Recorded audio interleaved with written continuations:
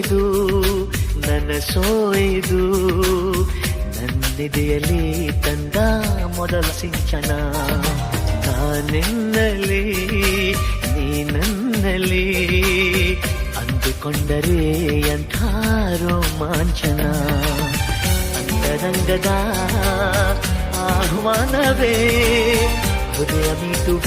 ಶುಭಾರಂಭವು ಪ್ರೀತಿ ಜನಿಸುವ ಆ ಗರ್ಭಕ್ಕೆ